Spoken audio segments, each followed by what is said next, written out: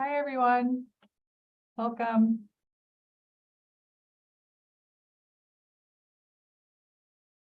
All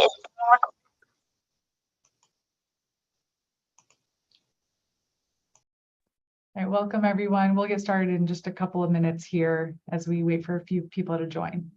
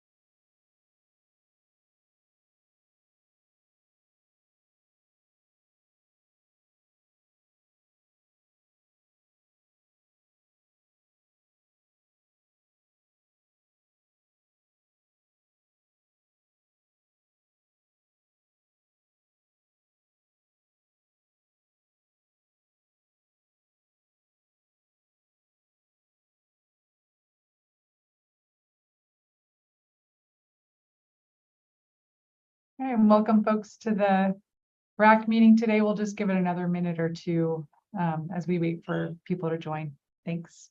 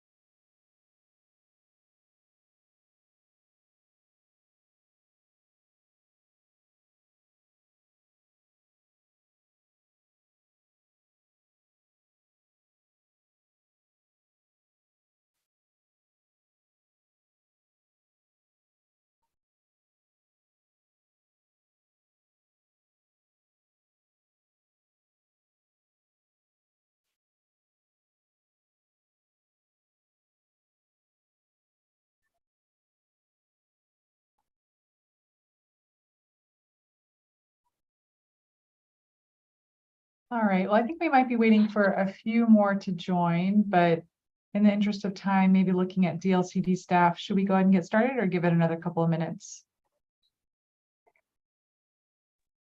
Good to go. Start. Yeah, go ahead. Okay, great. All right, well, welcome everyone. I'm Sylvia Chibrowski, helping to facilitate today's meeting. Thanks so much for joining today. This is the third meeting of the Climate Friendly and Equitable Communities Corrections and Clarifications Rulemaking. That's a mouthful. So thanks to all of you who were able to make it to the last couple of meetings. Just as a reminder in terms of kind of framing and where we've been, this corrections and clarifications rulemaking has met twice, back in May and June of this year. And the Land Conservation and Development Commission met in July to also kind of consider the rules, clarifications and corrections to the rules.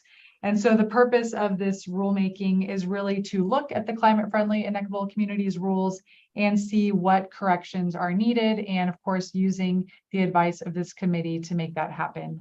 And many of you, of course, were part of the original rulemaking back in 2020 and through 2022. So this is an opportunity to make those rules work better for the state.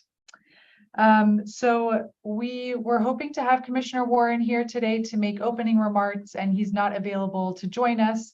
So we'll go ahead and dive right in. But I will go ahead and go through our agenda and some of the logistics before we dive into today's meeting. And maybe Kevin or Cody, do you mind go ahead and share the slides here? We can go through the opening pieces.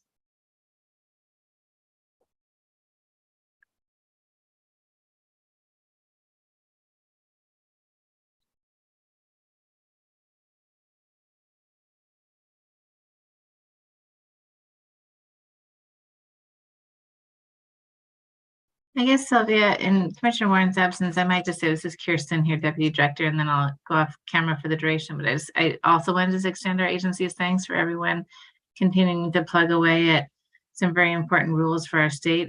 This is like extra credit for being an advanced planner in the state of Oregon. So this is really deep work. And I know it's not the all-inclusive, way open rulemaking that some folks would like, working through issues as we can in order to keep the rules implementable. But just wanted to express kind of agency's thanks and appreciation for everyone's detailed review of this and cities in earnest, partnership in implementing the rules. So thanks, Sylvia. Great, thanks so much, Kirsten. All right, well, let's go into the next slide, and I'll just go through our agenda for today. So in a minute, we'll get some updates from the Department of Land Conservation and Development on this process. And then we really are going to use today's meeting to just dive into some of the proposed amendments. Some of these topics are ones that have already been talked about at the meetings number 1 and 2 back in May and June, and some of them are a little bit newer. But we will have some time to talk about proposed revisions to the definitions in the rules, to a few of the key definitions, as well as some proposed edits to bike parking requirements and also to the climate-friendly areas. And then we'll take a little break, and we'll also then have some time to get into modeling and vehicle miles traveled. So here looking at kind of transportation modeling and analysis and a proposed pathway forward. And then we will also look at rules related to roadway projects, so kind of review of select roadway projects. And throughout all of these conversations, we're really going to be asking members to consider the proposed changes and consider, do these make sense? Are they kind of good enough? And do they make the rules more understandable and easy to implement? And if not, kind of what are proposals that could make the rules more effective? And these 5 topics that we have here are really the ones that staff felt were most important to discuss. But of course, if there's other issues or other pieces of the rules that you want to flag for discussion, we'll have some time towards the end of the meeting to go through those. And we also DLCD will also be having a technical advisory committee meeting and another rulemaking advisory committee meeting in September to continue talking about those other issues. So that's kind of what we have in the agenda today. And a lot of this was outlined in your packet. And so you would have received 3 items in your packet through a couple of emails. So one was just the agenda for today's meeting. Another was a quick 4-page memo that goes over some of the proposed changes on the topics that you see on the screen here. And you also got a copy of the updated draft rules if you want to see the red line there. Great. All right, let's go into the next slide with just some reminders. Oh, we're skipping that. Okay, thanks. So just some reminders on virtual participation guidelines. So just a reminder that this meeting is being recorded and it's also being live streamed on the YouTube channel right now. And throughout the meeting, we hope to have most of the conversation through kind of verbal dialogue, but please use the chat feature if you need to for any troubleshooting help, but we won't be using the chat for any substantive comments today. Reminder to put yourself on mute when you're not speaking. And when we get to our discussion portions, just go ahead and use the raise hand button to get in the queue to speak. We all know how to use Zoom by now, but the raise hand button is at the bottom of your screen. Sometimes it's kind of hidden under the reactions button, depending on your version of Zoom. And when we do get into conversation, just a reminder also to say your name before speaking and use your video if you can, so that we can kind of get this face-to-face conversation in this virtual environment. We have a 3-hour meeting today with one scheduled break, but please move around, take care of yourself as needed. If you need to just get up, take a break, feel free to get off camera and do so. Next slide. Just some discussion guidelines for today. We do hope that you can kind of honor the agenda and the topics that are on the list. Again, we do have time to talk about additional topics that were not part of today's agenda at the end of today's meeting or to flag for future meetings. We also want to provide a balance of speaking time today, so hoping to hear from as many RAC members as possible on the topics for discussion. And then as we get into discussions, we just hope that you can, ask questions to really understand one another and respect each other's points of view and kind of sit in each other's shoes so that this group can help advise on the best set of rules possible. Of course, being kind of hard on the issues and soft on the people, as we say. I'll just go through maybe the public comment period. We actually don't have a 10-minute public comment period today. We instead are asking folks to email the dlcd.cfec@dlcd.oregon.gov email address if you have any public comments. And I think this might be brought up later today. The commission is accepting comments through, I think it's September 17th. So please feel free to provide your written comments before that time. All right, and next slide. Okay, so next we are ready to get into updates. And so I'm going to hand it over to Matt Kroll to provide those updates.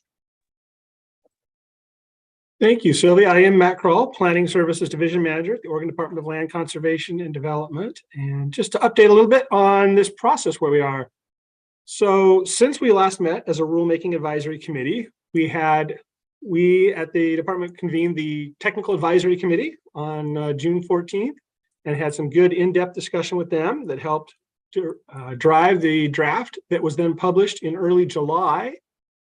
We also had a subgroup meeting on the rules, or the Rule 210, that's the traffic modeling and vehicle mile travel reduction. Then really the big event was July 28th, the LCDC hearing, where they took a lot of testimony on a set of draft rules. We listened to that testimony. We also received written testimony and then used that to prepare the draft that is being brought here to this meeting today for the Rulemaking Advisory Committee. And then looking ahead, what we've got coming up is another Technical Advisory Committee meeting to go deeper as we need to into any of the rules. So be thinking, as we're discuss, are there items that you'd want to make sure that Technical Advisory Committee meets and talks about later this week? Then we have another meeting of the Rulemaking Advisory Committee, and it looks like I left the date off there. I'm pretty sure it's September 6th. Somebody correct me if I'm wrong on that. I left that off the slide. And then this is also another important date, September 17th, the deadline for written testimony to the Land Conservation Development Commission. They won't be taking any written or oral testimony at their meeting in November when they make the decision. So certainly be getting ready to figure out what it is you want to say to them as they are making the decision on what to adopt. You can think about it, with today's draft, there will be some additional, I expect there'll be some additional revisions based on our discussion here today. And then you may want to comment on that draft as that comes out in early September. But be started in that, start thinking about what you want to testify in writing to the commission. That's the process update. If I missed anything, jump in, or if there's any questions. Yeah, if folks have questions, feel free to raise your hand or jump in here.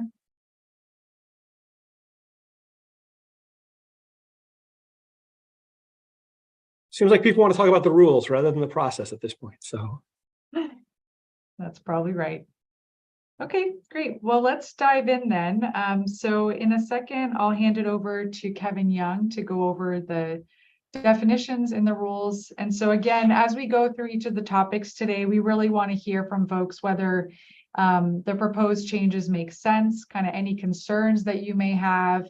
And if you think that there could be a improvement to the rules, of course, kind of giving your solution and proposed path forward is always helpful if you do have any proposed language or just kind of ideas and themes that you think should be reflected in these rules. We also are going to use Zoom polls for some of these rules where we have kind of more concrete language that's being proposed, just to see if it seems like it's on the right track. So we'll do those Zoom polls in addition to the verbal discussion today. So with that, I will hand it over to Kevin to walk through the definitions. Thanks, Sylvia. I'm Kevin Young. I'm PLCD staff, and I'm going to talk through a few of the key changes we've made to definitions since our last meeting. Made some changes to the definition of equitable outcomes, basically just expanded that definition to make sure that we're including supporting active engagement of people with disabilities and decision-making processes, which we think is very important. Also defining and making consistent use of the term Metro Region 2040 Center. There was some uncertainty in prior language that seemed to be tied to a particular map, and this definition is one that I think is more clear and flexible. Basically, Metro Region 2040 centers as defined by Metro would be the way we would interpret this language. So making consistent use of that term as well. We had some language that was slightly different, and so we wanted to sync that up. Essentially, per this definition, that includes town and regional centers, basically, as determined by Metro. We also put forward a definition of multi-unit housing, which was a term that obviously varies between jurisdictions. So we recognize, okay, for the purposes of our rule, we need to establish a consistent definition. 5 or more units, I believe, is the definition. So those are some of the key changes that we made. And I just wanted to open up the floor for any questions or comments on the definition section. All right, thanks, Kevin. All right, see a hand up from Tom.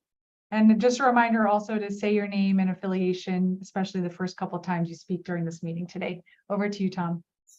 Thank you. Hey, Kevin. Tom Kloster, Metro. Just a minor edit on the Metro Region 2040 Center. The central city is actually its own special category, so I would suggest adding that in to regional centers and town centers. Then you've got all the centers included that way.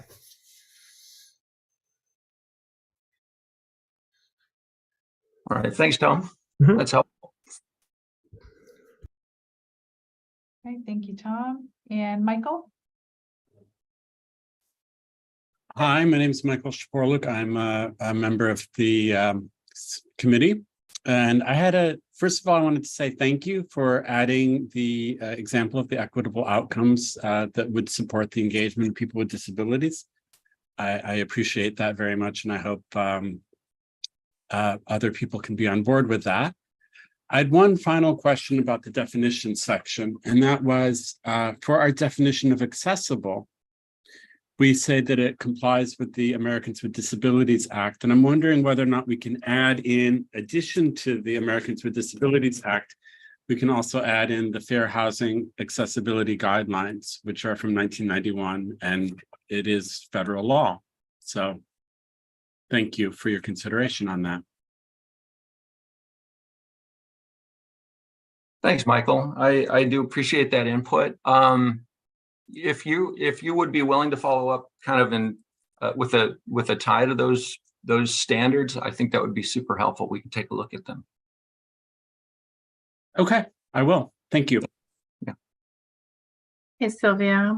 Yeah, Kirsten. It's Kirsten here. Sorry. Thanks, Michael. Thanks, Kevin. I think, too, we just want to know, I know Ethan Stuckmeyer, lead housing managers on the phone, listening to all the RAC and TAC meetings as well on the Zoom.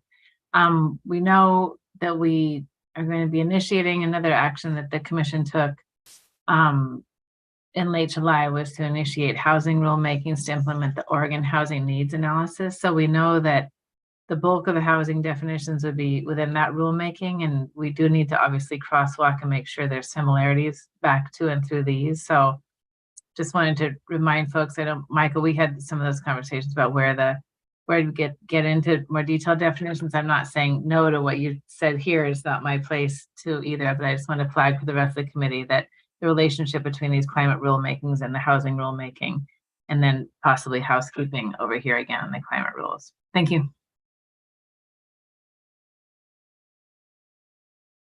Thanks, Kirsten. Well, and maybe we can see if other folks have other comments on the definitions that you see here, or, you know, any other definitions that you saw when you scanned through the draft rules. If there's anything else that you wanted to talk about, we can bring that up here. And maybe as we wait for folks to gather their thoughts, we could launch the Zoom poll, Casaria, if you don't mind. We wanted to check in. I know that not everybody is able to bring their voice into the conversation, or maybe you think these definitions are kind of fine the way they are. So we just wanted to see how people see these definitions. So if you don't mind just looking at the Zoom poll here, just want to see if you think the definitions are on the right track. I got, you know, all the way from yes, they're an improvement, these are good as are, or almost kind of needs a little bit more help, not quite, they need further discussion, or no, these definitions really are not hitting the mark and need significant changes. And if you don't know, you're not sure, you can always select that one as well. So I'll ask folks to take a few more seconds here to fill in that poll. And while folks are making their selections, if you have any additional comments, please feel free and raise your hand here.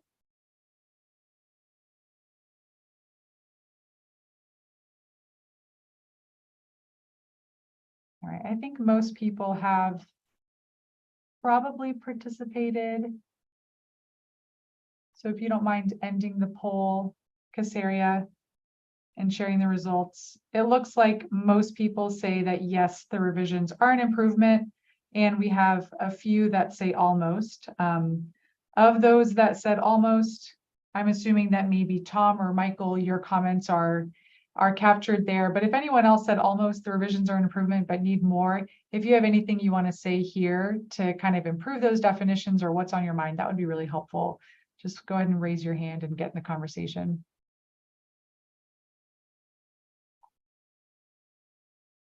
Let's see, Jessica, over to you.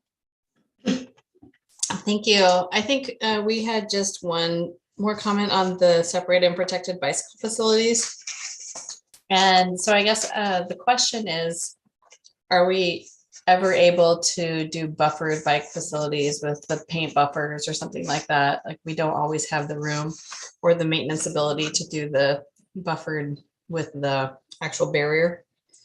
But it seems like the definition is only for a physical barrier.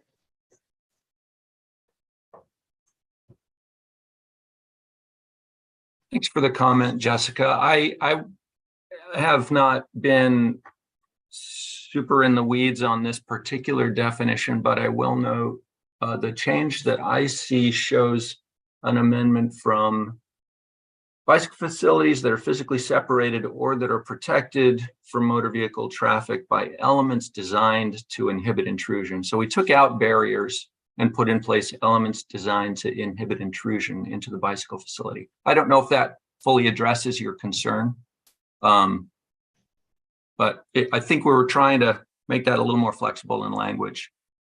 I think that the sort of the issue is when it's designed to inhibit intrusion, that is, I think people can disagree. So say we had a buffered bike lane with paint buffer like we typically have on many of our roads, and there something happens and then we are held responsible because it doesn't meet the definition of an inhibit intrusion per a reasonable interpretation, I guess, as reasonable people disagree. Okay. So I think that the term of inhibit intrusion and elements that inhibit intrusion, like, what does that mean? And how would you make a finding to that? So I'll point out, this is Cody Meyer with the LCD, that it is physically separated. And so I don't think that paint would meet the definition of the physical separation in this definition. Yeah, right. And that's my question is, does that mean going forward, you can't do buffered bike lanes with paint? This definition is for separated or protected. We would, I mean, in the past, the buffered bike lanes were sort of the extra step of safety beyond just the single stripe bike lane. So is this moving everything toward either a separated physically or a physical barrier, with both of which take obviously right-of-way space and maintenance equipment to sweep the bike lane?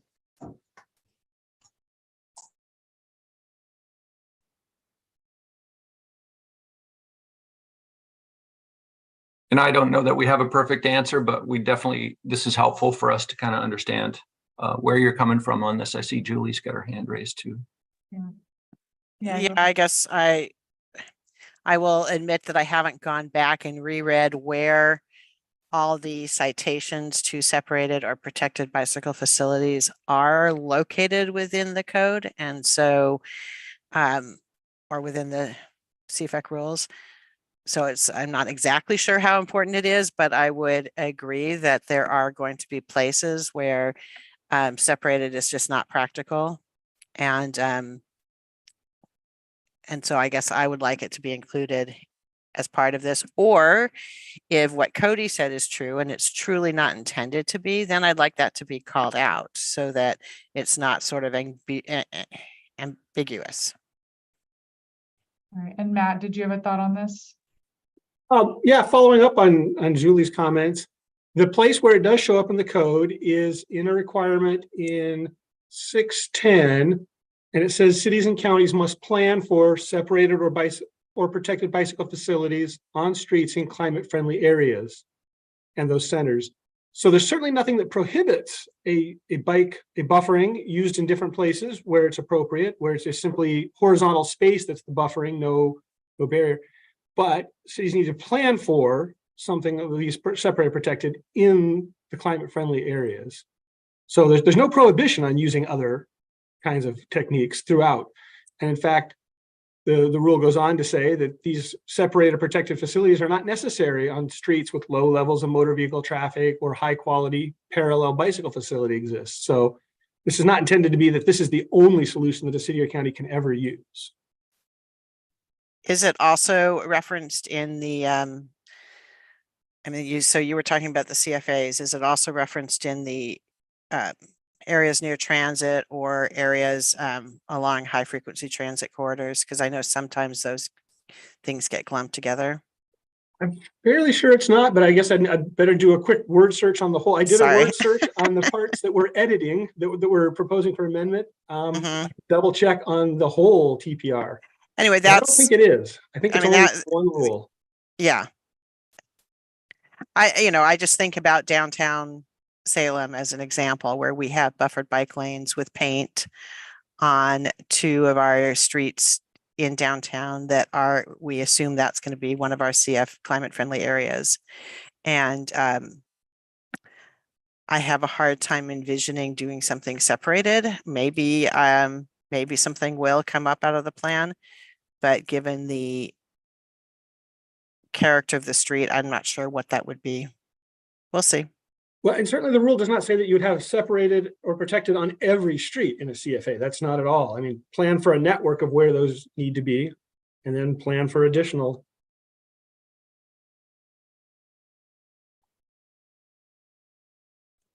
I did have one other question. I sent it to Sylvia. I don't know if that's an appropriate way of getting questions in, or should I just throw it out there? Yeah, go ahead and throw it out there, Julie. Thanks. Okay. And it's on a different definitions. It's the ones related to performance measures and performance standards.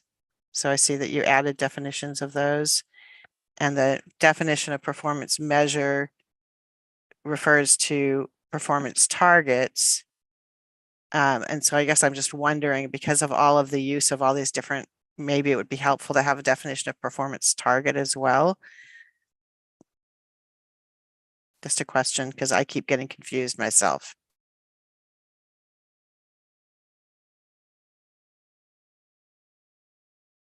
Okay, so a suggestion to define performance targets, since that's also used in the rules in addition to performance standards.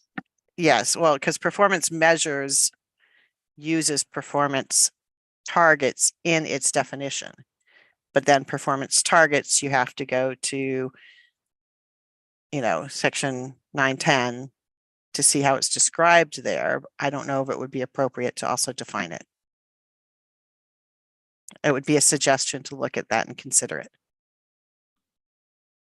Great. Thanks, Julie. Great. And Brock, question from you or comment? Oh, just a follow-up. regarding the separated and protected bike facilities. I see it in that 610, and it looks like that 4B is maybe what you're referencing, Matt. In C below that, though, I also see that last sentence of 4C there. Cities and counties must plan for a transition to appropriate facilities in these locations. Also with 3C, having connected networks throughout the community. Connected networks consists of separated and protected bicycle facilities. So just a couple other references to where that's found. Okay, thanks, Brock. And Indy? Hi, thank you. Yeah, Indy Nyamkun for Verde. We're on the Rulemaking Advisory Committee.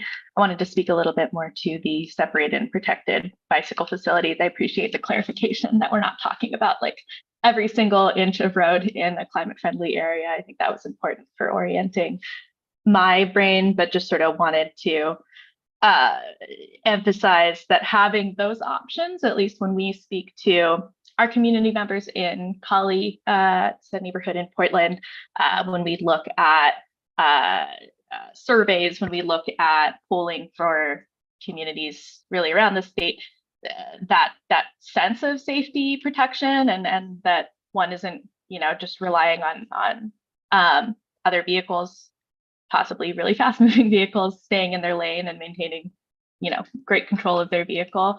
That's a huge barrier to adoption for folks who are not already comfortable using our cycling infrastructure or don't have a lot of confidence on a bike already. So I appreciate sort of providing some flexibility as to what that looks like, neighborhood to neighborhood, project to project, and just really want to emphasize that I'm a bike commuter. I don't own a car, and I know that a lot of times paint isn't enough to protect me and other cyclists on the road. So appreciate looking to encourage other options so that even if every road isn't a super separated, protected bike ped option, that those options are accessible to folks in these areas fairly easily.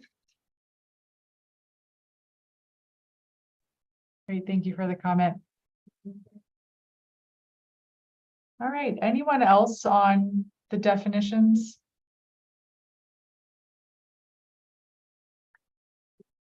All right, then let's move into the next topic. So there were some proposed changes to the bicycle parking requirements.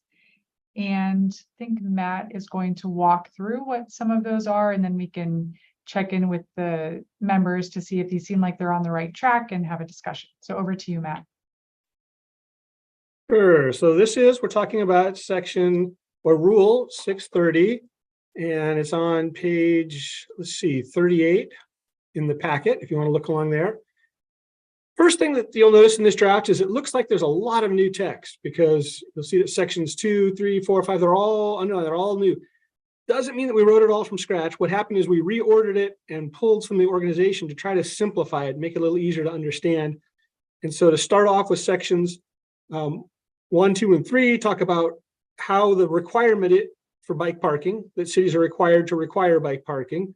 And then section 4 talks about what the description of that bike parking, what it's like, rather than having those requirements spread throughout. So that's the first thing you'll notice. It looks like a lot of new text and a lot of deleted text, but most of the same phrases are in there. They're just reorganized.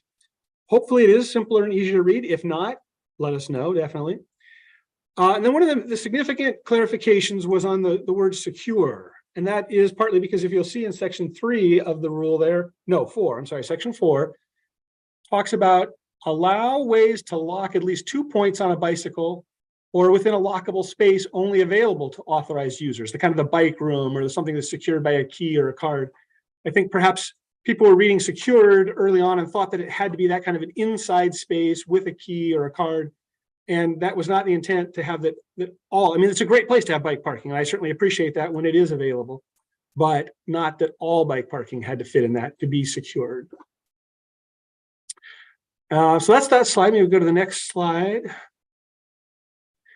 So for if you're reading section 2 of the rule, you'll notice that it says cities and counties shall require bicycle parking and lists out some uses, but there's nothing numeric for most of these uses for new retail development, office or financial, major transit stations, or anywhere where off-street motor vehicle parking is still mandated.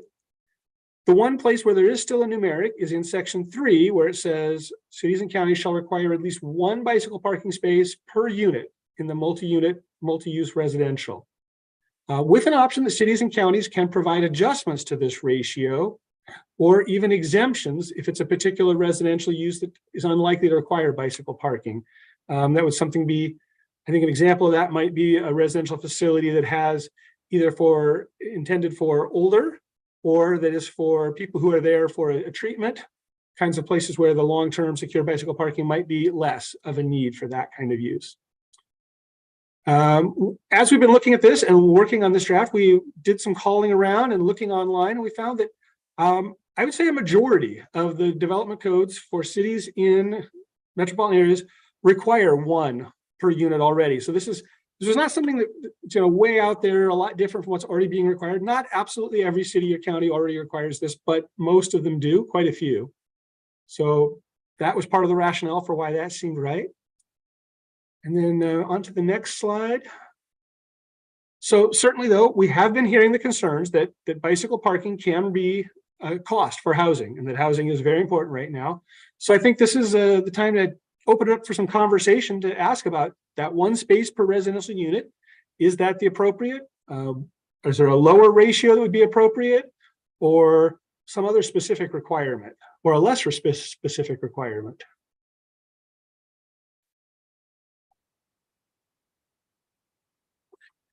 All right, thank you, Matt.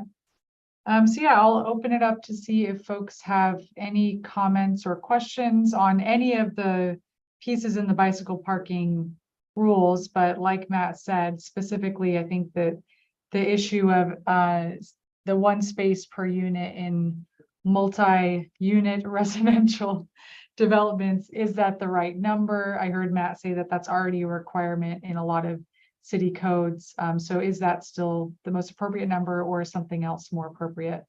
And I see some hands up already. So let's go to Jessica and then Joseph. Thank you.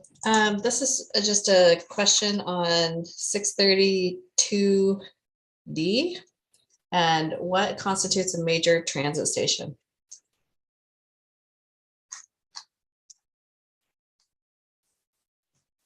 I'm going to do a quick search and see if we've got a definition for that, or have you already looked for that? I was just skimming through the definitions and I didn't see it.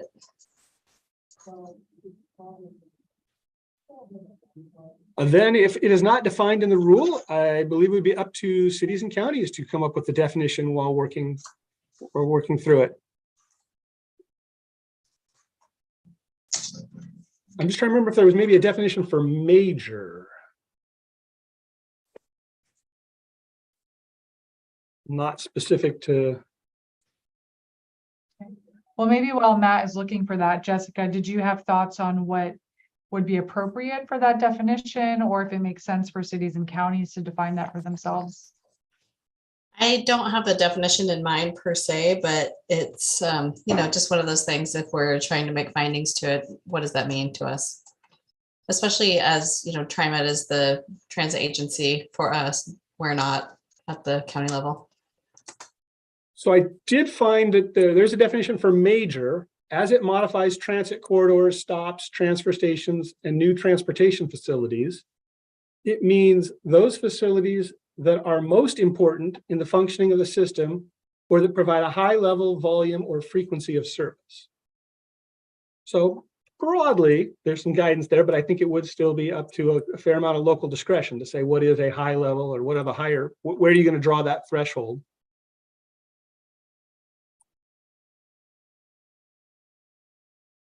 All right, thanks, Matt, for digging that up. Any other thoughts on that one, Jessica? No, and actually, I found that section that Matt was reading from. I did find major transit stop. It's definition number 21.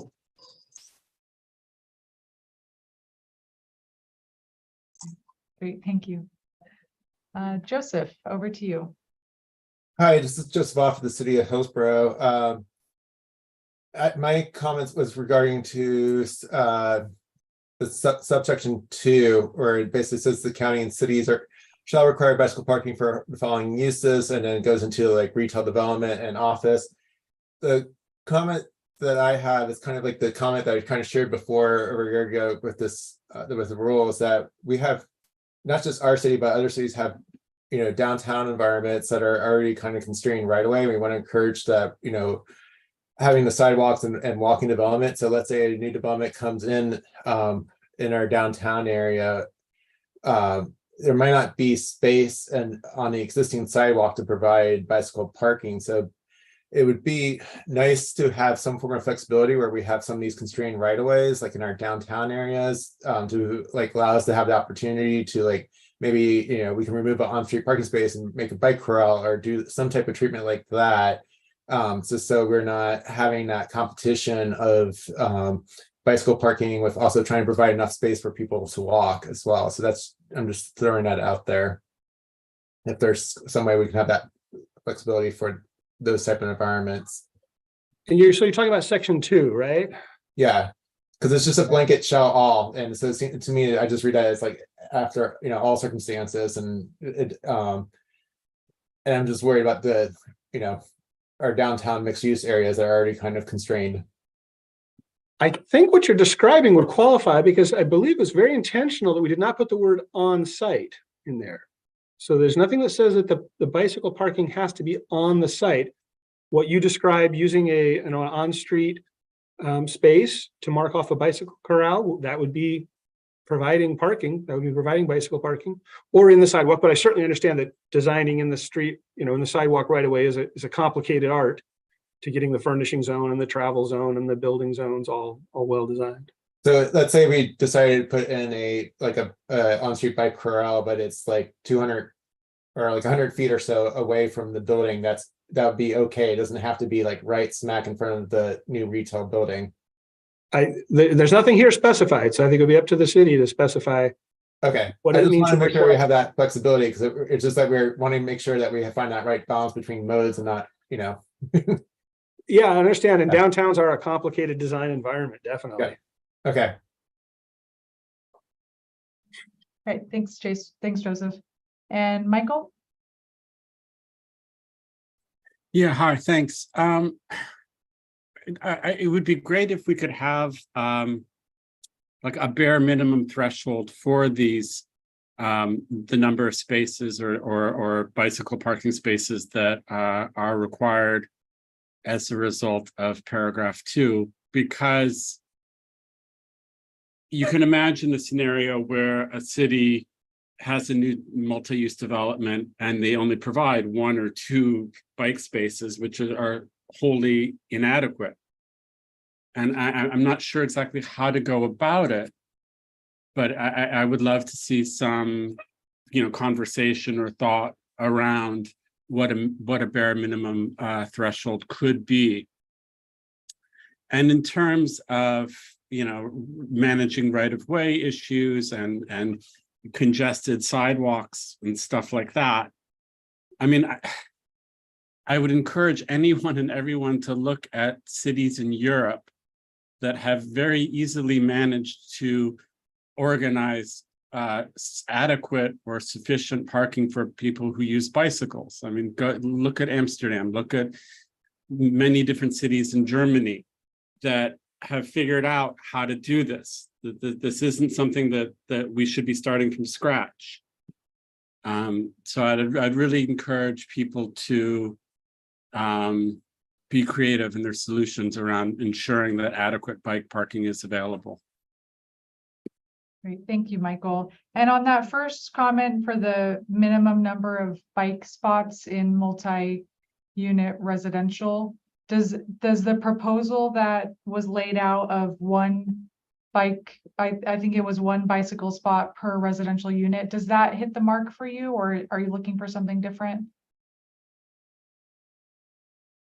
That would seem to be a bare minimum as opposed to a maximum. That's all I have to say on that. And I want to make sure that, you know, other people weigh in as well. Thank you. All right, thank you. And Ryan, I see your hand up. It's Ryan Hampton, City Corvallis. And I want to build off of Joseph's comments, and I think Michael's as well.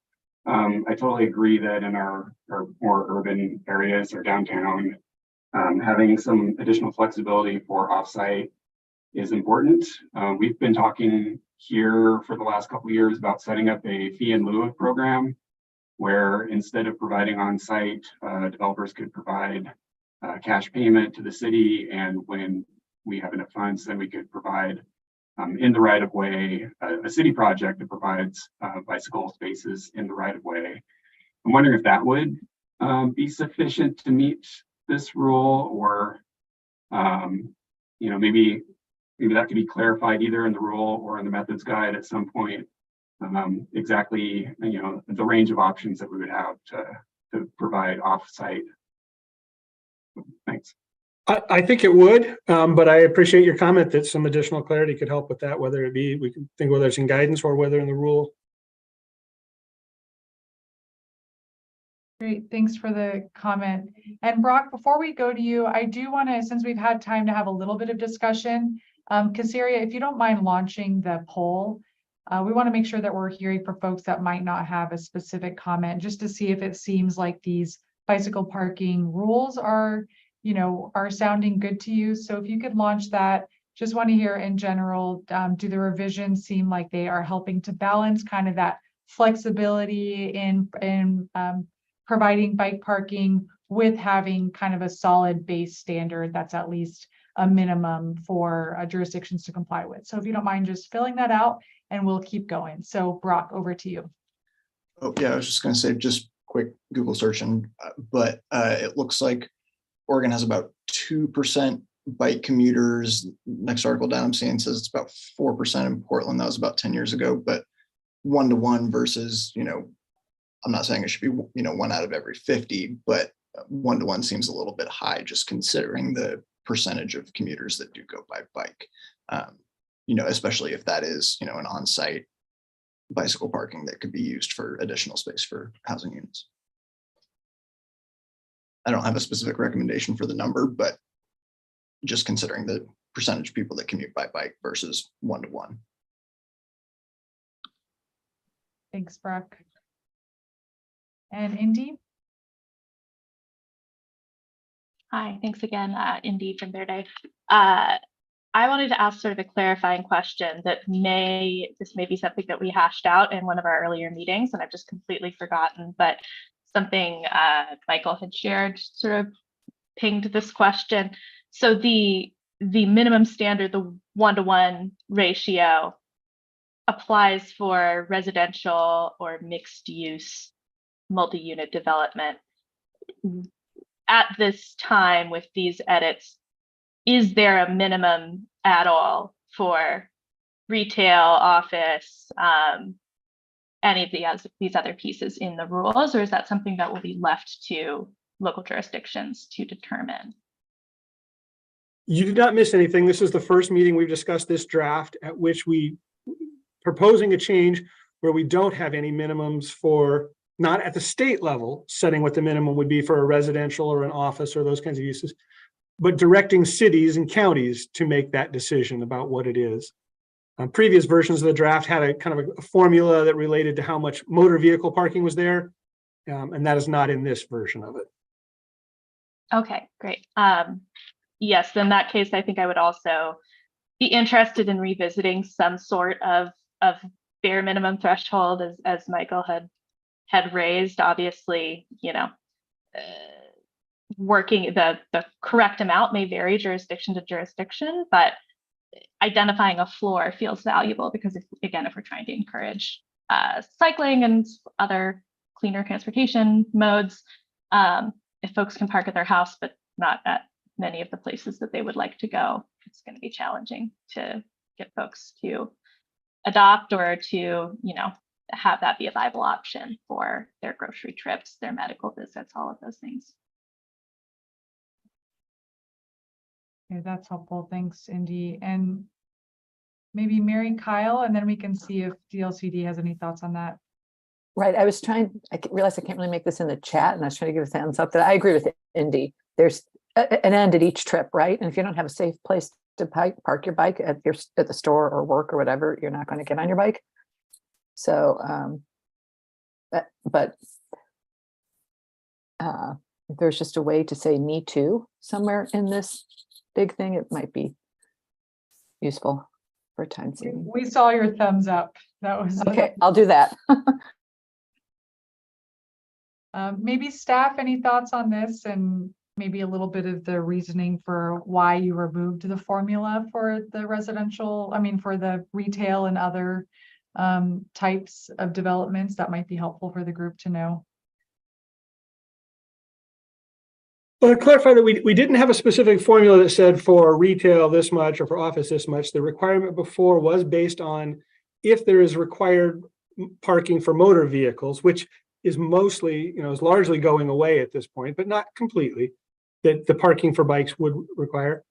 I would say that this requirement here to say that, cities and counties need to require something is the existing requirement that's been in the transportation planning rule for a long time. So in that sense, it's consistent with that. And it's the testimony we've been hearing. So I don't know if that's a complete answer, but I think that's the most I can really say.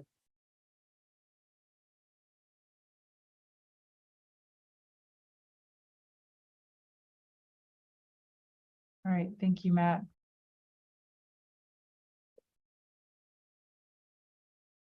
All right, and others, any other thoughts on these rules, whether it's the residential bike parking or other types of bike parking? It looked like in the poll, most folks thought that the rules were mostly on the right track, but of course I've been hearing a number of comments. So anything else to add to the discussion?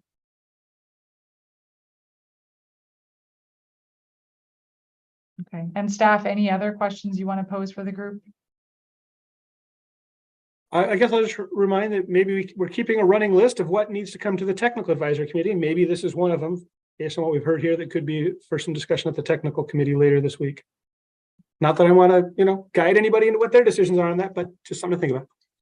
And I'll just add to that, if the question gets to what are the right numbers, please, if you have some information or research on what are the right bike parking numbers, it's always a balance of not wanting to inhibit other development, but also plan for the future that we want to see, where we have more transportation options for folks. All right, thanks, Kevin. All right, well, let's move into the next part of the rules then. So there were some changes made to the climate friendly areas rules in part 0320. So I'll hand it over to Kevin to walk through those. Right, thank you, Sylvia. And the changes that were made to Rule 320. Let's see if I can find that in our packet. I'm gonna find, I believe it's page 25 of your packet, section 9. It's a fairly minor change. And so if you recall, one of the things we've been focused on with climate friendly areas is to provide a more flexible alternative development option, or the outcome oriented standards versus the prescriptive standards.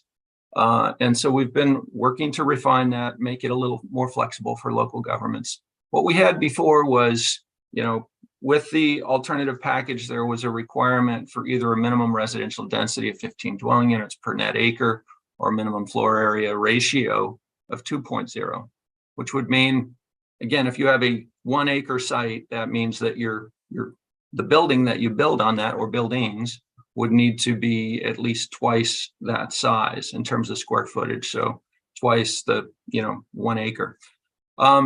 And in dialogue with folks, as we're looking at the existing rules, one of the comments we heard back was, well, a 2.0 FAR is inconsistent with allowing for 60,000 square feet of development on a per acre, which is absolutely true. And also just in terms of the scale, as we looked at a 15 dwelling unit per acre minimum, dropping it to 1.0 actually is more consistent with that, and it provides more flexibility for local governments. And so that's why we've made the change here, providing more flexibility, enabling right sizing of climate friendly areas. And then, again, consistent with that development capacity we're looking for, which is 60,000 square feet per acre. The other thing I wanted to respond to, I missed the meetings where this was discussed. My apologies. I was on vacation, but I did go back and listen to conversations about the CFA rule. And I know one of the things we heard was the concerns about inhibiting different residential building types based on these, either the minimum FAR or the minimum density. So I just wanted to run through some slides that show you some building types at these densities that really aren't terribly intensive. So let's go ahead and turn to the next slide. So this information on the next 3 slides came from basically the fellow who coined the term missing middle housing, Daniel Paralek, is a principal for Opticos Design. His company has a website that basically is a great source of information on middle housing, and he kind of goes through these different middle housing types. Duplexes, based on the studies that they've done, can be done at a density between 8 and 25 dwelling units per acre. So in many scenarios, a duplex would meet minimum density standards in these climate friendly areas. Next slide, please. Similarly for a fourplex, even more density here, and this is the net density of these types of developments. So between 18 and 35 dwelling units per acre. Next slide, please. Cottage clusters, big range here between 13 and 44 dwelling units per acre. So there is some ability to accommodate a variety of housing types here. Next slide, please. Townhouses, 11 to 25 dwelling units per acre. And I would note that many of these, especially with the ability to now divide individual units of middle housing onto individual lots, you are able to provide for ownership opportunities and still meet the minimum density standards. The other point to make is just to remind folks that if a local government opts to include minimum density standards, those only apply to exclusively residential development. They do not apply to mixed use development at all. So there's no requirement to administer minimum density requirements for mixed use development. There's also ability to require first floor commercial or office uses, in which case you won't have to administer minimum densities because you'll have mixed uses in those areas. And then just a couple of real world examples, next couple slides. So this is a built example in Corvallis, the town where I live. This comes in at, again, these are row houses, single family attached, 23 units per acre. And next slide, please.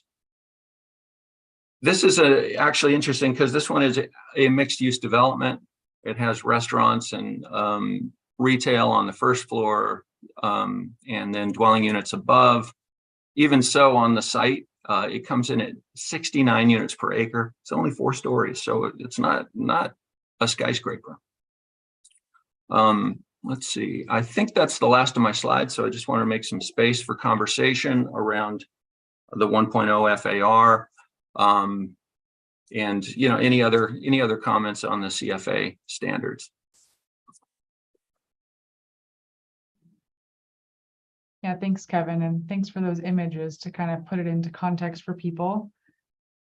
So I'll open it up to any questions or comments, and especially reflections on this change of the minimum floor area ratio from 2.0 to 1.0, if there are any comments on that or any other pieces. Mary Kyle? sorry, it's not a specific comment on the FAR, but I'm glad that we're talking about the alternative method. And I just wondered, Kevin or other staff, if any cities are using the alternative method or have expressed an interest in it, and is this something that, you know, that change or other changes that will make it work better for them? That's a good question, Mary Kyle. I would say at this point, the studies that I've seen have largely used this prescriptive standards. So the CFA studies that local governments have done. But we still have some time, over a year, before the actual climate-friendly areas are adopted. And I am hopeful that we can do some work, use some of the money that we've received from the legislature to support work that might assist local governments in right-sizing CFAs so that they make sense within the different market contexts for different cities. But that's a fair question. Because to me, that's critical to figure out, like, if are they using it, what's working, what's not working. If no one's using it, then there's some more profound questions that maybe should be asked now. Because I otherwise don't really have a way to give input on whether 1.0 or 2.0 or anything else. So that would just be useful information to know now rather than a year. I mean, be useful a year and a half from now or whatever the time frame was, but now too, so we can make adjustments if needed. Thanks. Yeah, absolutely. And I'd like to hear that too. If folks who work for local governments have that perspective of like, well, that still inhibits, I'd be interested in hearing that. You know, we have proposed minimum densities or minimum FAR because, again, what we're trying to accomplish within climate friendly areas is a certain intensity of development that promotes transit usage, and it actually creates enough synergy of different use types so that people can, again, live and work in areas where they can meet most of their daily needs without needing to rely on vehicle trips. Thanks. Yeah, so maybe if there are any cities or counties here that want to speak to whether they think this would be an improvement to have the two options as laid out, that would be helpful.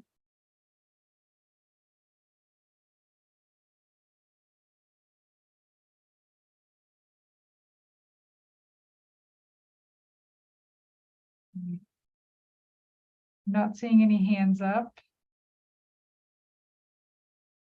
Maybe Kevin, is there another way to frame the question or something else that would be helpful to hear here? Yeah, that's a good question, Sylvia. I mean, there is one discrete change this time around. It's just changing that FAR from 2.0 to 1.0. But, you know, the temporary rules also included a fairly significant change to the alternative path, which is basically the burden of proof for a local government is just to demonstrate that your development code would allow at least 60,000 square feet per net acre, or 90,000 square feet per net acre, or 120,000 square feet per net acre, depending on what scale of CFA you're opting into. The whole intent behind that is to make that burden of proof clearer for local governments, because I think there was a lot of uncertainty about the prior standard. And if this isn't quite hitting the mark, or if there are changes, I mean, if there are changes that you propose that would get us more to better clarification on that burden of proof while still meeting, you know, what we're trying to achieve here, I would love to hear suggestions. Yeah, that's great. Thank you, Kevin. And Kasari, I know we have a poll on this one. If you don't mind launching that, maybe folks would want to just say through the poll whether they think that this floor area ratio of 1.0 makes sense for climate friendly areas. Again, if, you know, just yes, no, lower, or no higher, or maybe you don't know, this might still be a little bit, this is pretty technical, so that makes sense. And if you need a little bit more time to read through the rules and provide your comments in writing, that's understandable, of course. So I'll give folks a couple of minutes to fill out that poll there, but also we'll see if there's any hands up or any other questions or comments that folks want to make. I am seeing a lot of not sure and don't knows in the poll responses that are coming in. So this might just need a little bit more clarification, maybe even just at, I don't know, if folks want to talk about this at the technical advisory committee or at the next rack there, maybe we can provide a little bit more context. Well, and as we're doing the poll, I'm happy to explain a little further if people are not familiar with what a floor area ratio is. An example would be if you're building on a 1 acre site, 43,000, what is it, 43,520? I can't remember how many square feet, whatever that number is, square feet in an acre. Your requirement would be to build, maybe it's 512, but anyway, to build a building with that square footage. So a 1.0 FAR would say, hey, you need to build a building of a little over 40,000 square feet. Could be done on 1 level, could be done on 2 levels, could be done on 3 levels. It just gets to a certain level of intensity of development on a site.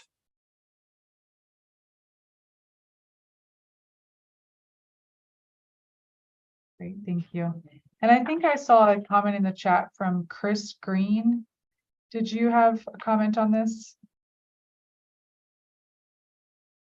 It's just the square feet count that Kevin was looking for, I think. Okay, you got specific. It's 43,560. Thank you. Thank you.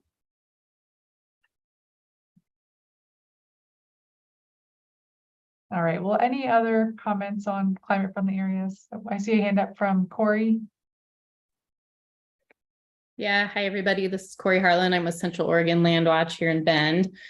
And I think around this, I was one of the ones that answered. I'm not sure about the FAR, similar to what Mary Kyle mentioned, but I feel like something that we've been commenting on a lot or hearing a lot from various cities is that the prescriptive path, even though it's not necessarily giving numbers that are reasonable or realistic, it's the more like legally durable path. And so I don't know kind of what other changes are contemplated in this rule that give cities the assurances they need and the signal that they need that using this alternative method is just as viable and great a solution, and even better because it gives you more realistic numbers that are grounded in what market realities are.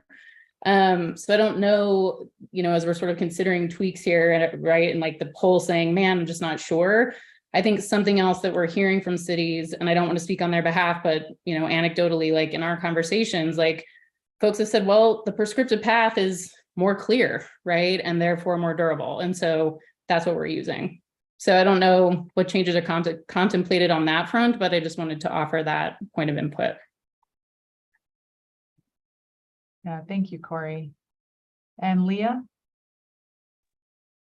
Yeah, I feel like as one of the cities implementing this work, I don't want you to feel like you're speaking into the ether on this one, Kevin. We City of Eugene used the prescriptive method in our CFA study. As Corey said, it was clear, it made sense, but also what is included in terms of minimum densities and heights makes sense for the zones that we're looking at for CFAs right now. So we didn't really see a need to use an alternative method at this stage.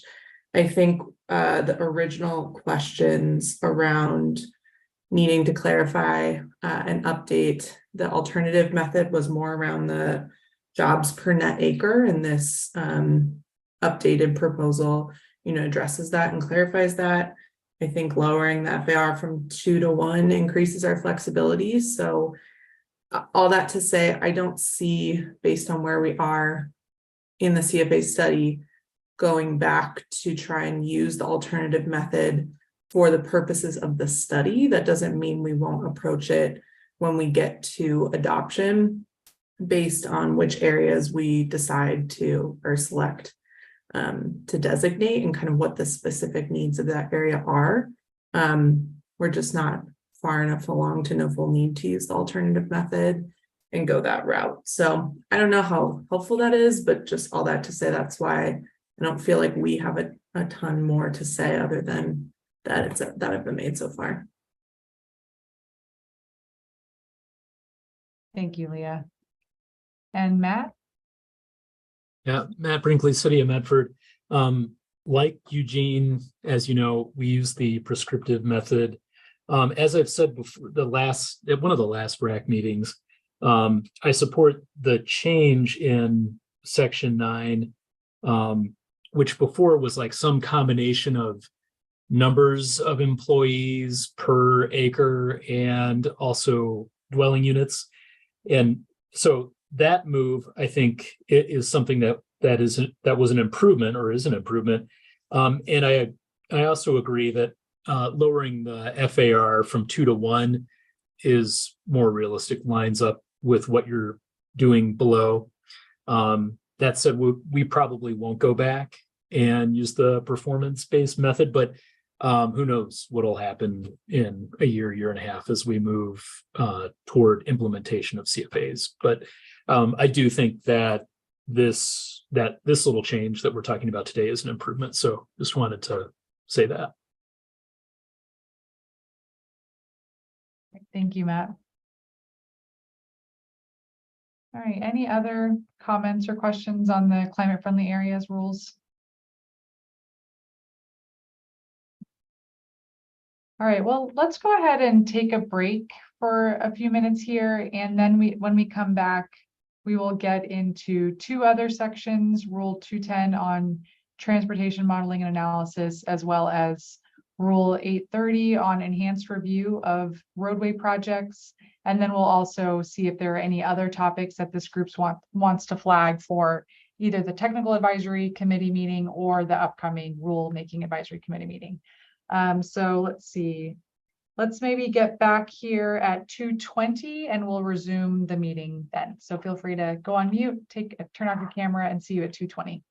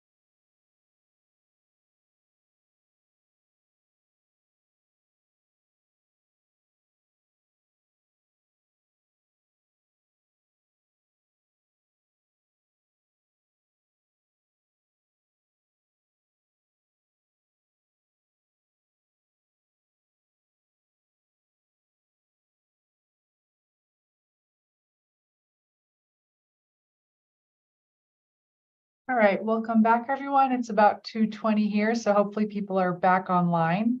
We'll go ahead and get started again. And I'm going to hand it over to Matt Kroll to go through Rule 210, the transportation modeling and analysis, and a proposed path forward on that. And we'll have some time for discussion. So over to you, Matt. Yeah, the time might be 2:20, but the rule is 210 that we're going to talk about here. I Just can't to get it right save today. Thank you. I'll save you the suspense and jump straight to the conclusion. Well, I don't know if Cody, are you going to pull up the slide? We are recommending that this rule not go into effect, and that we're recommending that the commission postpone the implementation of this rule until we have time, another opportunity to do some more rulemaking and to work more on this rule and to dig a little deeper into it. Certainly, we've heard continued concerns about the rule, and you described a little bit in our staff report, but even with the amendments that we had brought to the previous RAC meeting and to the hearing, at the LCDC hearing, concerns about potential for unintended consequences and impacts on housing. Some significant concerns, and it's going to take some time to really work through those and to look at things that would go probably beyond a clarification or a simple correction of a mistake in the rule, but to really talk about ways that the policy might change and how to make sure that we avoid those unintended consequences. So not something that can be done right during this. I would also note that the rule, as it was adopted back in July of 2022, set that it would not take effect until July of 2024. So we're still almost a year away from when it would have taken effect. We previously proposed that, in fact, the effective date would be different for each city or county based on when they do their updated TSP. So that's some of the reasons why, as I said, the conclusion was that we're recommending postponing the implementation of that to a future rulemaking process. With that said, there may not be, I don't know if people want to discuss more of it now, but it may be that it's more useful for us to discuss the other rules that are up and then how to clarify and correct those, because we don't need to finish this. I guess I do need to be really clear that by postponing implementation, I'm not just saying that the rule as it exists today would suddenly spring to life at some future date, that there would be significant changes to it. So the rule as you read it today is not the rule that would ultimately take effect. Yeah, thanks, Matt. So we'll open it up to just thoughts on this postponing and making significant changes at a later time after there's more time to really dive into the details. Julie, I see your hand up. Yeah, I appreciate that acknowledgement that there needs to be some more fundamental work on this rule. I guess I just wonder what that looks like. So does that mean like just taking it out, like, you know, deleting the rule as it exists and having it as a to be filled in the future? Or is it you know, does that the language as it is today stay in there with an effective date of to be determined? Good question. And I meant to mention in my introduction that you'll notice that the draft rule, although our staff report says that, the draft rule does not accomplish that yet that we sent out. And so I think the most likely way that would happen, there's several options, and I'm open to hearing which options or how people think they would be best done. Rule 12 already sets a bunch of implementation dates, various things when things take effect. So certainly an amendment there to set that out several years into the future. But as we've been talking about it internally, at least, we're a little bit concerned about just doing that, because then if somebody picks up the book and they read Rule 10 and they see all this information here, unless they know to go look in Rule 12. So I think we will also want to do something with Rule 210, probably add a new section at the beginning that just simply says this does not take effect until that point several years out. I think that's the way we're leaning. Open to thoughts on it. I guess my personal recommendation would be just to, you know, get rid of it, or maybe have it say, you know, holding reserved for future rule pertaining to transportation modeling and analysis or something, rather than trying to tie a year to a specific year to it, or even leaving the language there to create confusion.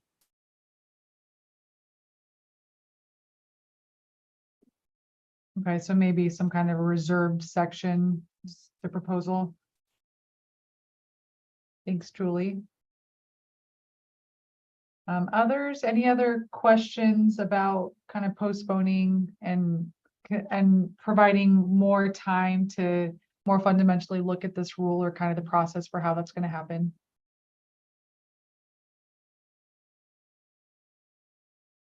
See a hand up from Brock. Yeah, I was just gonna say, as far as process for revising the rule, what would that look like more? So, not just the changes that would be, adopted at the next LCDC meeting, but beyond that, what would the process look like? I don't know. I wish I could say with certainty what it would be. It would be a future process that would be going deeper than this process. This is our clarifications, corrections process. It would be more than that, but haven't set a time or a specifics on it.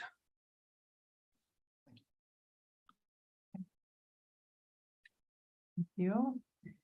And I thought I saw another hand up, but then it went away. Maybe if someone was trying to get in, do you want to just speak up?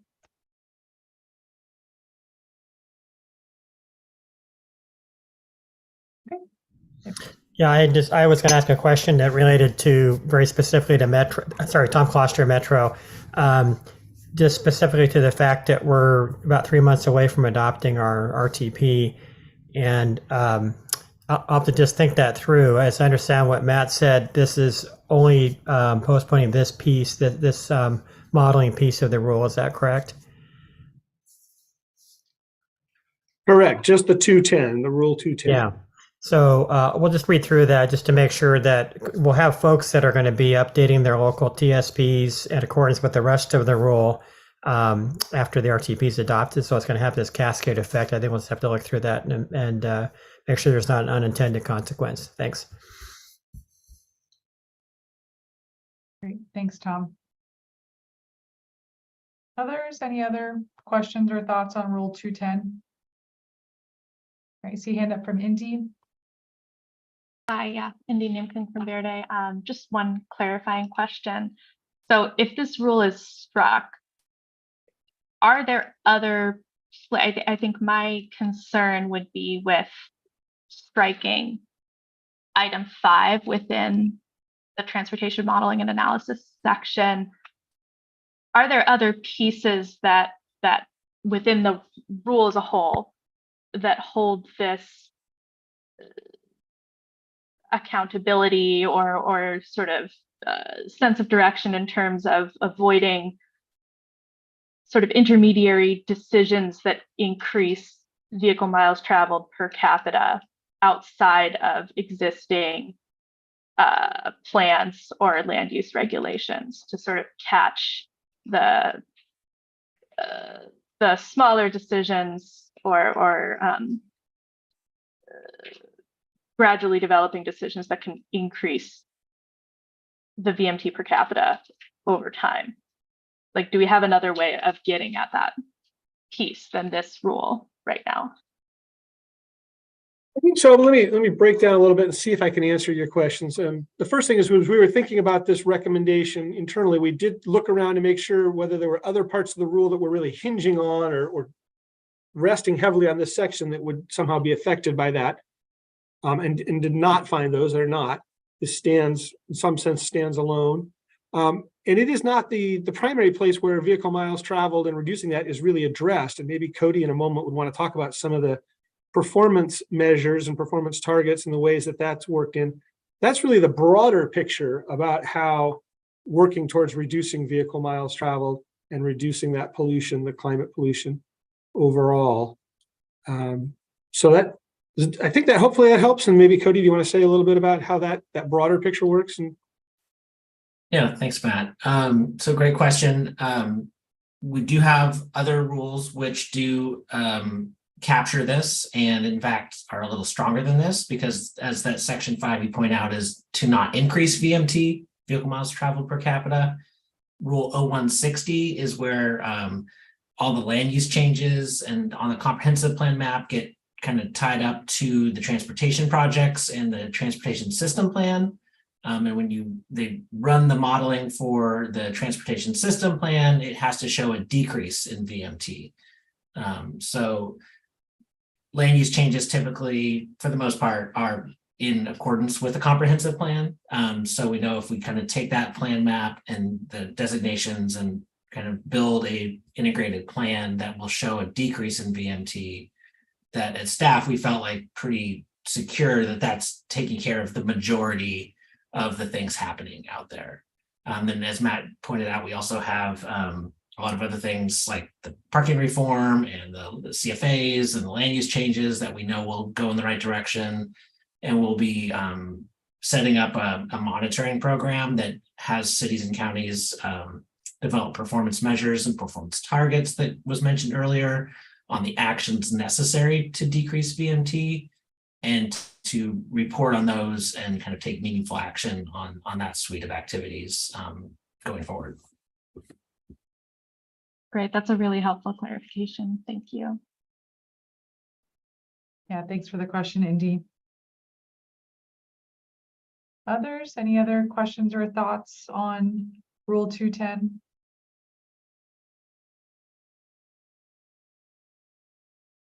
Okay, well, we are just flying through our agenda. We just have one other section of the rules that staff had posed for discussion today, and that's 8:30 on enhanced review of select roadway projects.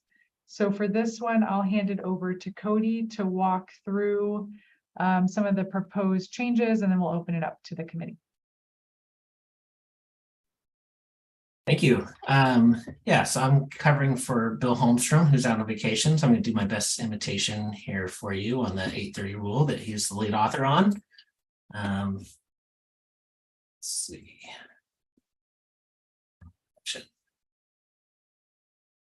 All right, so just a reminder of what 8:30 is.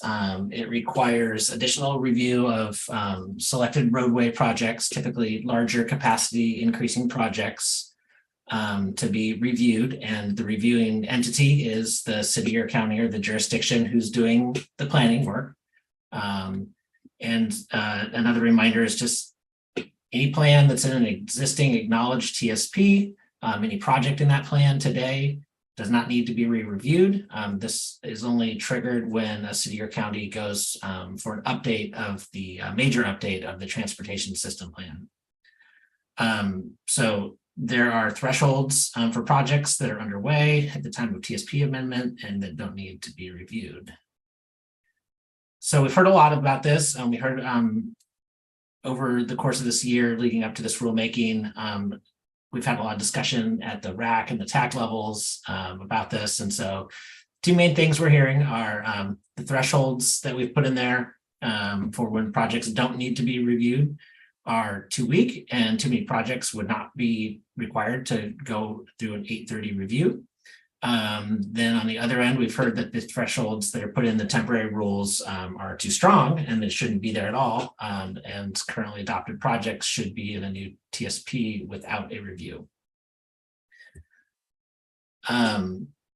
So our staff, we feel that going to the direction where we need to go to meet our climate goals and to meet the outcomes of the climate-friendly equitable communities rules is that when a TSP is updated in through a major update, that these projects should go through a review and need to be reevaluated.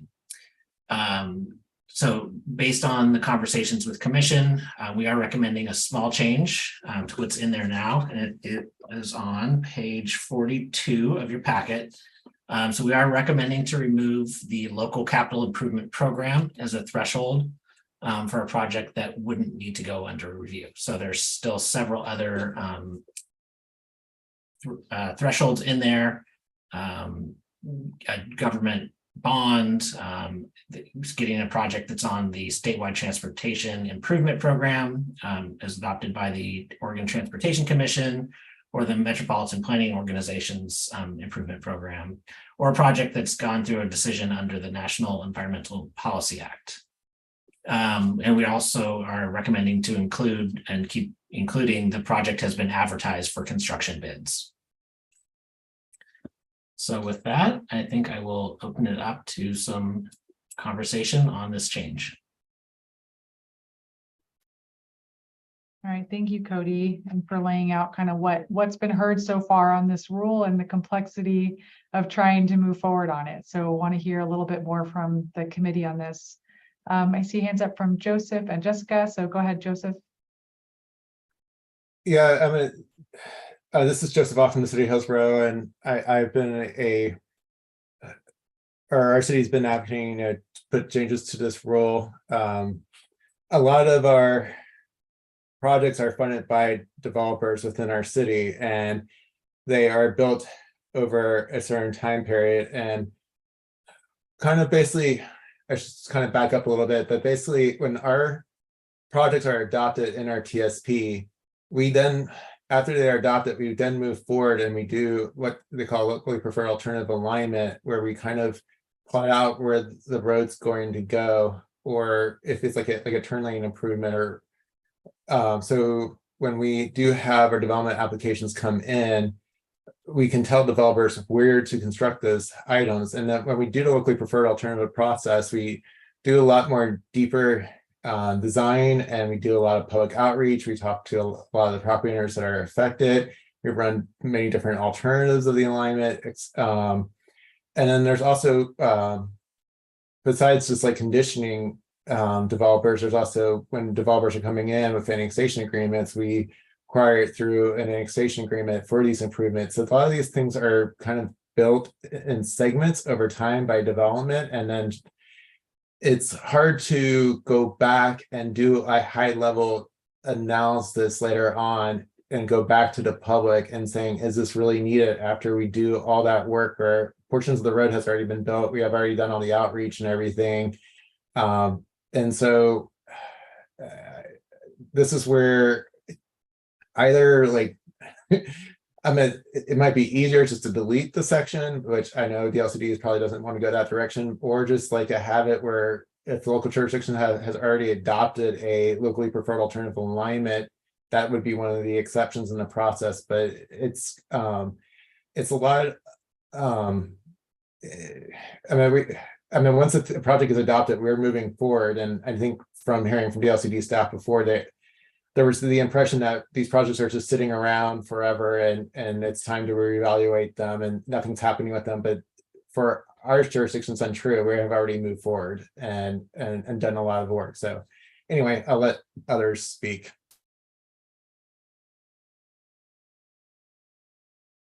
Yeah, thanks, Joseph. And I mean, I'm hearing in there, it's at this point in the process, kind of solutions and proposed path forward are really where we're at. What are alternatives that could happen in the rules? And I heard that you are asking for a potential exemption for projects that already have a locally preferred alternative. Is that like the specific ask here? Yes, like if it's already been adopted by our city council, a locally preferred alternative alignment is one potential solution that I've shared with the LCD staff in the past. Okay, thanks for clarifying that. Just to have that clear for consideration. Okay, Jessica, over to you. Great, thanks. I have maybe a similar question and comment as Joseph. And for the procedural part, I guess my question is similar to what Joseph is saying. At the county, we identify 5-lane cross sections in our TSP based on the modeling done at the time of TSP adoption, et cetera. And sometimes, or maybe oftentimes, we are now building those as a 3-lane cross section, but we're reserving the right of way for a 5-lane in the future. And some of those are historic, like Tom Kloster probably remembers this, the Southern Arterial. There was this agreement to do these, it was the I-5 to 99 arterial study, and I don't remember what year. So for example, as part of that, we have Brookman Road in Sherwood that is designated as a 5-lane arterial because that's its ultimate connection, was supposed to be 99 to I-5. And so we're preserving right away at 5 lanes, but building it at 3 lanes. And another example is 124th, which we see if tolling happens in our region will be probably a diversion corridor that may need to go to 5 lanes. And we have the 5-lane right away, but we have built it at 3 lanes with the assumption that development will fill in the 5-lane right away as that happens, or maybe mitigation from tolling. So I guess my question for the procedural element of this, and understanding that projects capitalize on development funding, maybe grant funding, things like that, they're opportunistic a lot of times. Why don't we do this sort of analysis at the time of a TSP update, assuming that's every 10 years-ish? And then if it's adopted in a TSP as a 5-lane or whatever, for us, it's typically a 5-lane, possibly a new street, because as a county, we have a lot of urbanizing areas.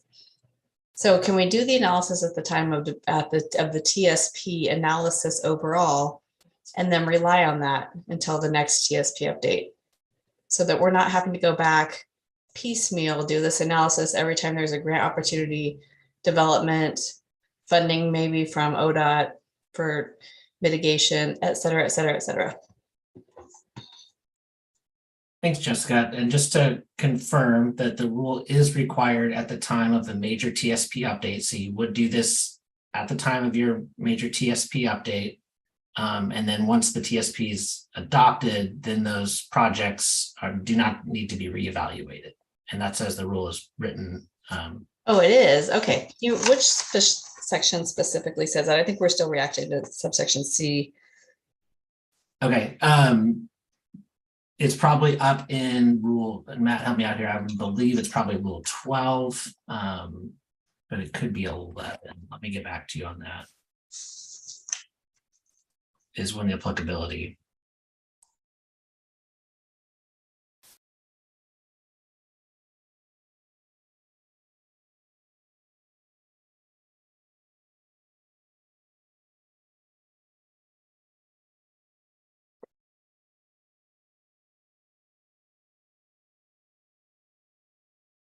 Well, the part that we've been talking about mostly here is in section 1, subsection C, because overall section 1 is saying, you do this at the time of the TSP adoption. That's when you do this analysis. But C is really saying, okay, there's a small set of projects that you wouldn't have to do the analysis when you're updating your TSP. The general rule is you do it at the time of the TSP update. But 1C is defining a fairly narrow set of things that would not get reviewed at a TSP update. Does that make sense? It's almost like it's the other way around. Everything gets reevaluated, as you said, at the update, except for this small group. Okay, I think I understand then, because I think the way we've been reading it.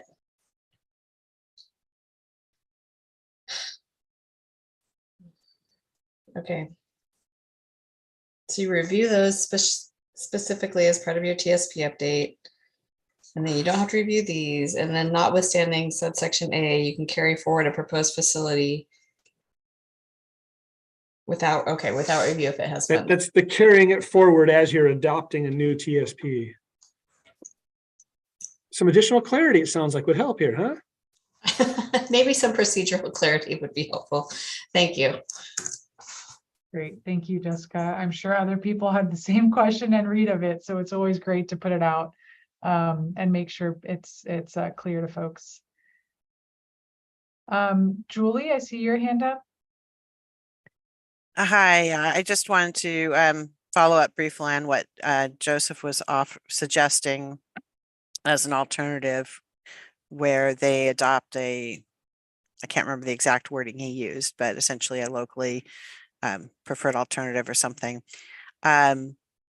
We don't have that process, but we have many of the same issues where we have projects in the TSP that are the basis of, development exactions and other, improvements that start once that project is in the transportation system plan. And so while I appreciate suggesting a different alternative, that would not work for us. So I guess I would advocate for leaving it with the projects that are in the CIP, at least to get some additional projects in there that wouldn't be subject to this requirement. Okay, so it sounds like you're comfortable with this change, or accepting at least those projects that are already included here. Is that right? No, I guess was advocating for having projects that are in the CIP. But I think that what you guys were saying, you're getting rid of that. Am I understanding that, following that correctly? Yes, that's correct. So yeah, I mean, I'm not comfortable with that, but doesn't seem like I have, it seems like you've heard that and are landing in a different direction. Thank you, Julie.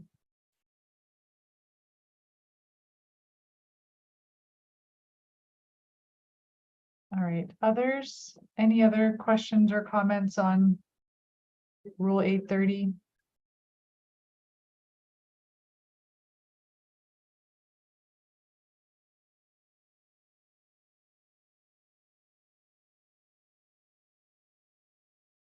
Okay, well, and just a reminder that there will still be opportunity for written comments on this rule or any others by September 17th. So feel free to submit those if you need a little bit more time to kind of dive into what this rule is saying here.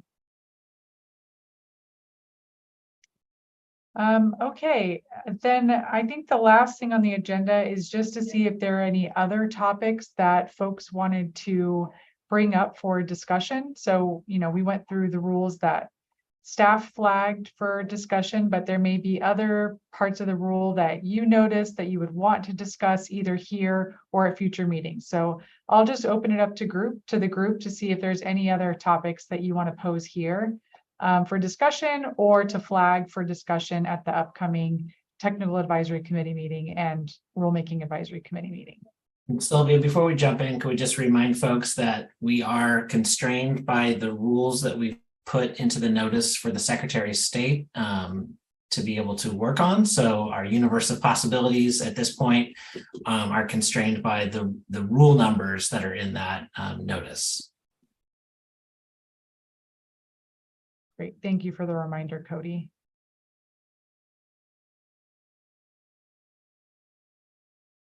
Okay, and if we take the slide down, just kind of do a check to see if there are any folks that want to make a comment or suggest a rule topic here. I see a comment from Joseph.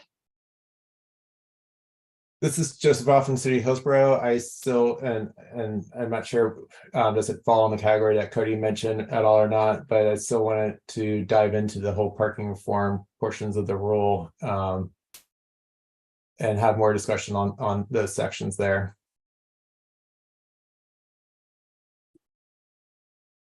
The parking reform sections of the rule, okay. Maybe, Cody, if folks suggest something that's not in that Secretary of State notice, which everyone might not know what topics are sort of in or out, just please do flag if something is suggested that doesn't seem like it could be included. Maybe, Joseph, if you could say a couple more words about if there's a particular rule or particular provisions in the parking rules. There's two things. One is just more flexibility with being able to provide parking for people with disabilities. And then the no parking mandate portions of the rule is there wanting to find a alternative parking reform where it doesn't push cities in a direction of a citywide no parking mandate, but also looks at reducing the transit distance for the no more parking mandate as well. And so that's, I mean, so anyway, it would be good to find some way to find another option that could work for other jurisdictions, but also achieve the goals of parking reform.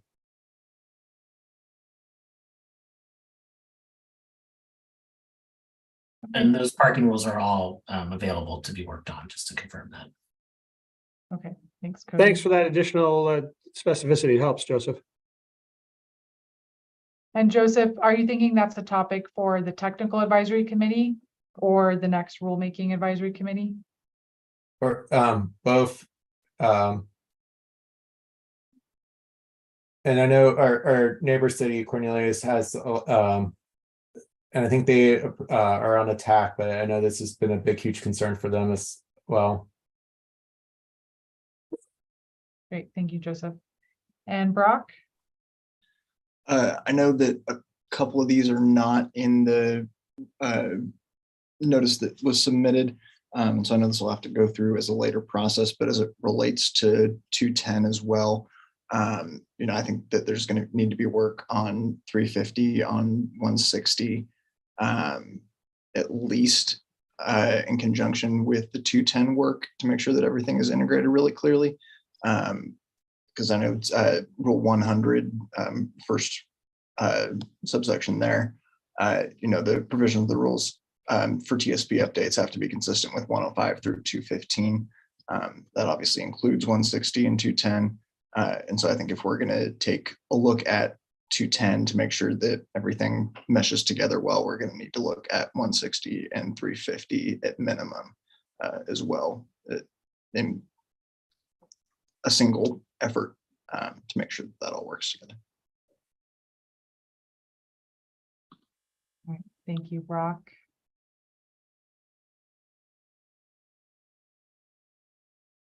Okay, any others?